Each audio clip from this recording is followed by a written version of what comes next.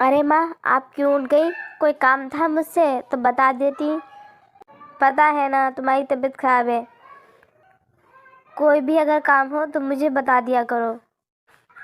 हाँ निधि बेटी, मैं जानती हूँ, पर तू क्या क्या काम करेगी? घर का भी काम है, बाजार से भी सामान लाना है, फिर अपने काम पे भी जाना है तुझे।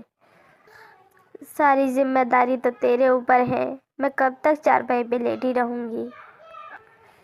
हाँ माँ, तो क्या कर सकते हैं, जब किस्मत में हमारे यही लिखा है तो। मैं सेठ के यहाँ काम करने जाती हूँ, जितने भी पैसे मिलते हैं खर्च हो जाते हैं। एक छोटा सा भाई है, ये भी नहीं उसको स्कूल पढ़ा सकूँ। बस मुझसे इतना ही होता है। कोशिश करती हूँ माँ कुछ काम करने की, पर क्या करूँ, पैसे की ज़रूरत है ना। निधि एक गरीब घर की थी। निधि को बाबूजी के जाने के बाद उसकी सारी जिम्मेदारी आ गई थी। निधि गांव में सेठ के यहाँ काम करती थी और अपने घर का खर्चा चलाती थी। एक दिन निधि सेठ के यहाँ काम करने जाती है। निधि किचन में खाना बना रही थी, तभी सेठ बोलता है, निधि, मैं प्याज के समोसे लाया हूँ। तुम जल्दी से गर्मा गर्म चाय बना दो, बहुत तेज की भूख लग रही है। जब निधि समोसे देखती है तो उसका भी मन करता है खाने को, पर क्या करे बेचारी, अपने पैसे और हालात से मजबूर थी। निधि समोसे और चाय बनाकर सेठ को और शेठानी को दे देती है और वो लोग बहुत शौक से खाते हैं। सेठानी निधि को महीने की पगार देती है और निधि बाजार चली जाती है घर का सामान खरीदने।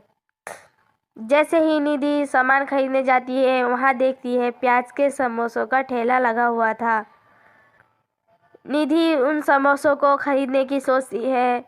भैया, एक समोसा कितने का दिया है? एक समोसा 50 रुपए का है। इतना महंगा समोसा अगर मैं घर ले गई तो घर का राशन मैं कैसे लूँगी? मेरे पास बस यही पैसे हैं। ऐसा करती हूँ, नहीं लेती अब। निधि हाथ में पैसे को देखकर घर का राशन लेती है और रास्ते में आती है। रास्ते में देखती है वहाँ पे खराब प्याज पड़ी थी।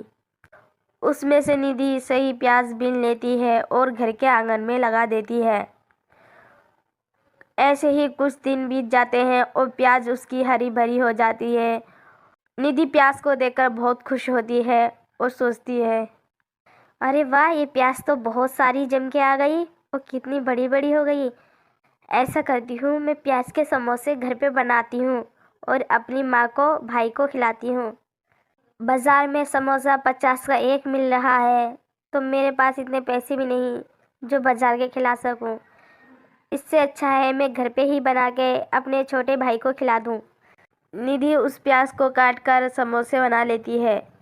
निधि प्याज के समोसे अपने माँ और छोटे भाई को देती है, उनको बहुत अच्छे लगते हैं। निधि की माँ बोलती है, निधि बेटी, ये तो बहुत स्वादिष्ट लग रहे हैं। क्या सच में प्याज के समोसे ऐसे ही होते हैं? हाँ दीदी, प्याज के समोसे तो बहुत ही टेस्टी लग रहे हैं। इतना स्वाद इन समोसों में, ऐसे तो बाजार के समोसे भी नहीं होते हैं। दीदी, मैंने प्याज के समोसे भी खाए हैं, पर इतने टेस्टी नहीं होते। दीदी, मैं आपसे एक बात बोलूं? हाँ बोलो बिट्टू, क्या बात?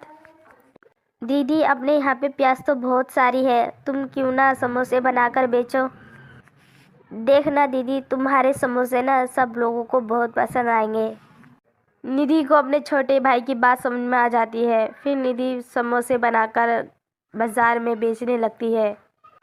समोसे ले लो समोसे, गर्मा गर्म समोसे, 30 रुपए का एक है, सस्ते दामों में समोसे। निधि की ये बात सुनकर एक ग्राहक आ जाता है और निधि से बोलता है, समोसे में खुशबू तो अच्छी आ रही है, पर तुम इतने सस्ते क्यों बेच रही हो? क्या इन समोसों में कोई घोटाला तो नहीं करा तुमने? नहीं भैया, तुम चाहो तो चेक करके देख सकते हो, फिर बाद में खरीद लेना। फिर निधि उन भैया को समोसे खिला देती है और उनको समोसे बहुत पसंद आते हैं। वो भैया अपने घर के लिए भी समोसे खरीद के ले जाते हैं। ऐसे ही धीरे धीरे लोगों को पता चलता है और उसके समोसे अच्छे बिकने लगते हैं। रोज़ प्याज के समोसे बनाती थी और बाज़ार में बेचने चली जाती थी। ऐसे ही निधि का काम बहुत अच्छे चलने लगा था।